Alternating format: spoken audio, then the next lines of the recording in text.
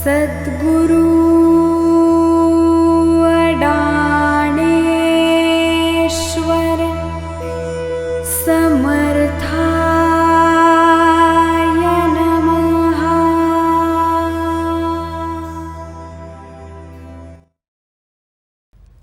तुम्ही स्वतः एक सद्गुरूचे तुझे रूप आणि दादांचे सद्गुरूचे भक्तीचे कण बरं तेची रात तेच भरपूर पडणार तुम्हाला. आणि ह्या व्यवहारात इतके प्रसंग येतात की सद्गुरूची सोडावीशी वाटते असं नाही, पण अनहूतपणे आपण सगळं बोलणं होतं, काही कळत नाही आणि एकदम आपण बोलतो. तिथं जपलं पाहिजे, तिथं जपलं पाहिजे. आणि सांगायचं म्हणजे बोलता दादाजींच्या तीर्थप्रसाद पहिला काय दुसरंच गाणं असतात की रडणाऱ्यासी हसवी ऐसा अशी अनारस सोडू नको. हे लक्षात ठेवा. दादांकडे जाताना म्हणून रडलेला असतोच, अक्षरशः पण म्हणत असतोच, पण मी कित्येक लोक हसरे बघितले. का ते मंत्र सामर्थ्य आणि दादांचे मंत्र सामर्थ्य आहे ओम. आणि तो गमत सांगतो म्हणजे हे मुद्दाम मला सांगते कर्मधर्म सर्व ज्ञान सांगायचं म्हणजे अगदी नावच घेतो. आमचे मसोईकर साहेब आहेत, त्यांचे वडील फार मंत्रशास्त्री म्हणून प्रसिद्ध होते आणि ते काहीतरी सांगते ह्या मंत्रापासून काय इफेक्ट होतो काय सांगत. तर आमच्यावर एक ग्रस्त होते, आम्ही त्यांच्याकडे गेलो होतो. पण आमचे ते पोरकट पण आमच्या त्या माणसाचं ह्या मंत्रात काय हा मंत्र परफेक्ट आहे म्हणाले.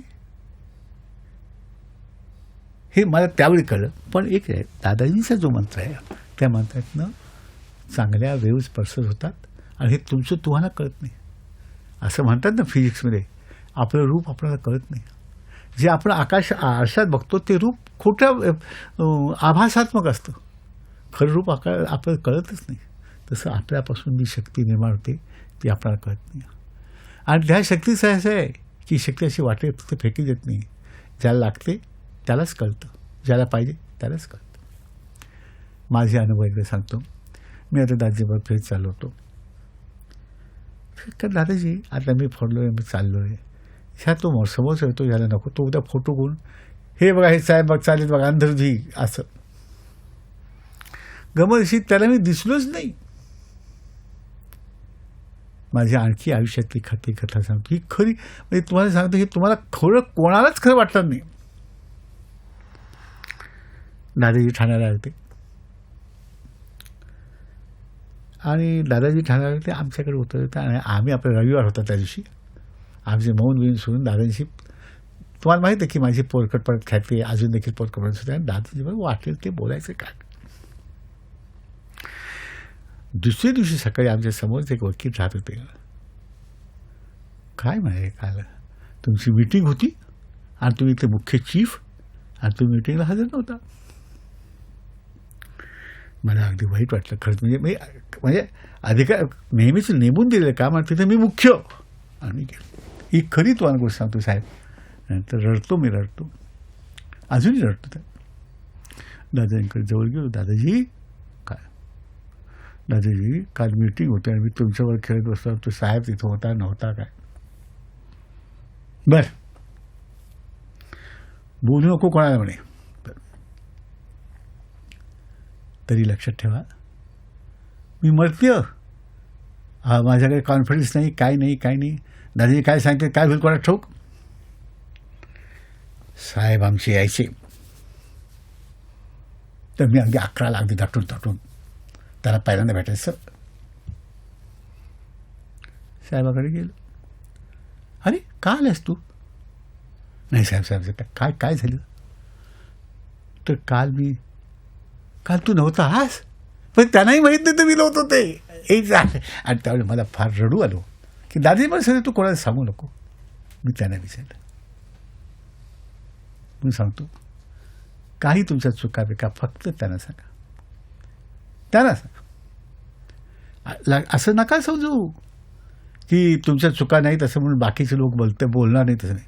माझ्या इतक्या चुका कोणीच आतापर्यंत केल्या नसतील, पण त्या लोकांच्या लक्षात आलं नाही तेवढं मी सांगितलं. बाकी लोक काही बोलतील पण त्या लक्षात आलं. म्हणजे जसं सांगायचं ना की एक मनुष्य चोरी करून चालला आहे आणि चाललाय लोकांना कळत नाही म्हणून सायकल जोरात मारतोय पोलिसांनी त्याला पकडलं, त्याला भीती वाटली. अरे का नाही म्हणजे लाईट नाही. लाईट म्हणजे काय ते आता विसरलं, जा. आणि त्या पोलिसांनी पाठवलं आणि तो त्या मुद्देमाला सगळं गेला.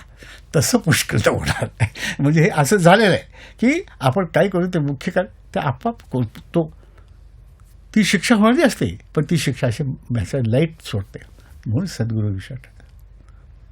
आणि म्हणून आता ही तुम्हाला सांगेल, आता ते गाणे गाईल ऐका, त्यांच्यावर विश्वास ठेवा. सगळ्यात मोठं मी तुम्हाला श्वास आणि विश्वास मोठा, आणि तो तुमच्याबरोबर येणार. बाकी हे पैसे, मला आता भरपूर लोक चहा देतात, खायला येतात, ते बरोबर येणार. दादाजींकडे येणारा मनुष्य तो जो वर्ण हसत असाल तर तो पोळलेला असतो. जो संसार तापे पडला तोच इथं आला. पण अक्षरशः असं मी पाहिले, जे रडणारे जे लोक असतात, मी स्वतः पाहिलेल्या गोष्टी आहेत. नंतर तो हसत असतो. आणि आता बरेचसे लोक इथे आहेत, ते आता हसतात, पण ज्यावेळी ते दादाजीकडे होते ते रडत होते. रडणारे असे हसवे ऐसा श्री सद्गुणांश सोडू नको, असं दादाजी म्हणतात. त्यांना सोडू नको. पुढं देव पूजान नवस करोनी ग्रह पिडा तू पाहू नको.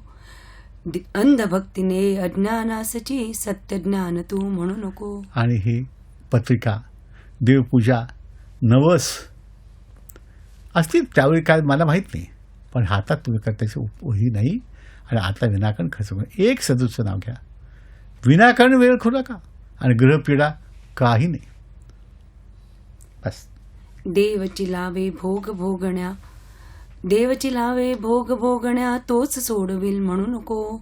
नवस करोनी भोगा हटवू मनी असा अविचार नको.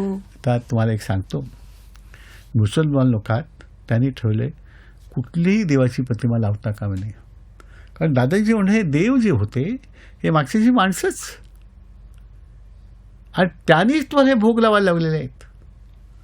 तर त्यांची आता पूजा काही करू नका. आणि नवसांतर काही होत नाही, काही होत नाही. ते वाट का आणखी काय. रोग हरविणे वैद्या हाती भोगा रोगची समजू नको.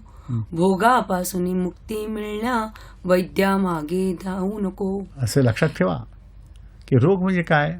आता साधे रोग आहेत ना, कुठे मलेरिया, पळसं, सर्द, पण ते होतातच. पण जे बाकीचे भोग आहेत, कॅन्सर, अपंगत्व, हे जायचं असेल तर वैद्य नाही, सद्गुभक्ती. म्हणून दादाजींनी आपल्या अमृतवचनात दिले, सती अनुसयाच्या नावाला महारोग झाला होता. तो महाराज जातो केव्हा, सद्गुभक्ती करून. आणि आता आमच्यातले ठाकूर महाराज म्हणून आहेत, ते तर काय होतात, सद्गुभक्ती करून त्यांनी एका मुक्या मुलाला बोलतं केलं आहे.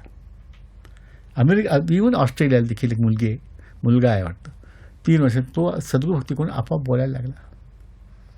त्याला दुसरी औषध नाही, सद्गुभक्ती. म्हणून इथं जे आता ठाकूर महाराजांचं काय सुमतीग्राम, त्यांनी तेच ठेवलं आहे, सद्गुभक्ती. सेमंतकमध्ये देखील सद्गुभक्ती, तेच एक उत्तर, तेच औषध आहे. कारण ही जी सगळी तुमची औषधं आहेत ती दादांनी आपल्या स्तोत्रात दिले की गरीब जनावरांना धरून, कावळा, पशु यांना धरून रक्तरंजित विज्ञान आहे, त्यांच्यावर तुम्ही प्रयत्न करतात, मुंग्यावर, माशावर, आणि त्यावर ती औषधं बनवतात. ती औषधं कशी सुख देतील, सद्गुभक्ती. आणि काय काय देवांचा ही वैद्य सद्गुरु संशय घेतची थपकू नको. श्री सद्गुरु अडाणीश्वर तारिल भावधराया हे लक्षात ठेवा, देवांचाही वैद्य हा सद्गुरू आहे, आणि तोच तारणार, हा भावाला बिचकू नका.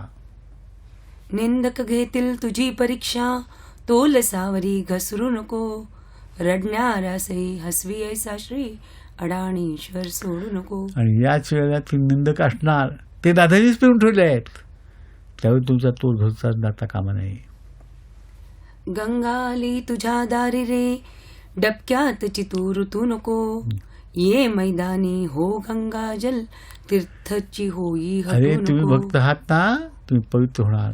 आता कित्येक मी बघतो ते बोलतात ते खरं होतं, तुम्ही आता गंगाजल व्हायला लागेल. तुम्ही मैदानी हा, डबक्यात राहू नका. पुढं. तहानेला झाल्यावरती मग विहीर खोदण्या धावू नको. हं. शरीर थकता काही न साधे, अरे अरे देवा करू नको. मला लोक म्हणतात की अहो हे तरुणपणी कशाला, म्हातारपणी आम्ही करू. पण म्हातारपणी मग तुझी वाचत जाणार, शरीर थकणार, त्यावर तुम्हाला अरे अरे देवा करायची पाणी येणार. आत्तापासूनच लागा. पुढं. तरुणपणातची होई सावध, मी करुनी फुगू नको. पडत्या काळी बसतील लाथा, तुझे नि माझे करू नको. हे लक्षात ठेवा. हे सांगायचा अर्थ, मुद्दाम अर्थ सांगायचा अर्थ नाही. तरुणपणातच सावध हो, नंतर म्हातारपणी तुला लाथा बसतात तुझ्या मुलाकडनं, शत्रूकडनं, सगळ्याकडनं. निंदक घेतील तुझी परीक्षा, आणि नेहमीपणे तोल निंदक तुझी परीक्षा सावरी घेणार. हसू नको. पुढं. रडणारासे हसवी ऐसा श्री, अडाणीश्वर सोडू नको. रामकृष्ण ना आज राहिले, दगडात चित्या पाहू नको. साधक तितके तेव्हा तरले, नक्कल त्यांची करू नको. रामकृष्ण होते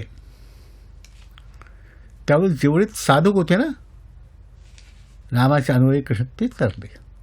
काही लोक तर चोर म्हणायचे, काही लोक बायका टाकणे म्हणायचे, काही लोक हे म्हणे, ते राहिले तसेच. आता ते गेले. आता त्यांचा काही उपयोग नाही. आता त्यांचे नाव ठेवले जे रामकृष्ण आहेत ते जेलमध्ये किती आहेत ते बघा. आता नवीन फक्त नाव अडाणीश्वर आहे. त्यांची नक्कल करू नका. तेवढे साधक त्यातले आता त्या दगडात तुम्ही त्याची पूजा करताय ते चुकीचं आहे.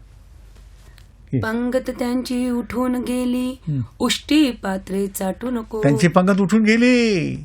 आता त्यांची पात्र चालू नका, उष्टी पात्र. पुढं. श्री अडाणीश्वर पंगत बसली, लोक लाज तू आता धरू पंगत नको. बसली, ती अडाणीश्वराची पंगत बसली आहे. पुढं. लोकलाज धरू नका. पुढं. जुने कसे सोडावे, ऐशा भ्रमात जीवन दौडू नको. नव्या युगाची नवीन पंगत, आली संधी दौडू नको. आता जुनं कसं सोडावं, हे कशाला. नवीन युगाची नवीन पंगत आहे, आता ही संधी सोडू नका. पुढं. निंदक घेतील तुझी परीक्षा, तोल सावरी घसरू नको.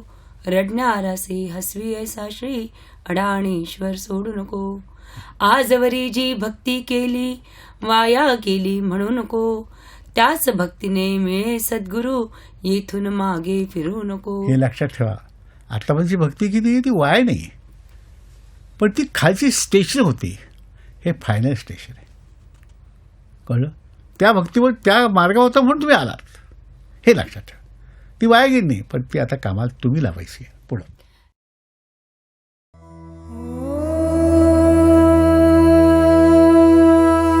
श्री सद्गुरु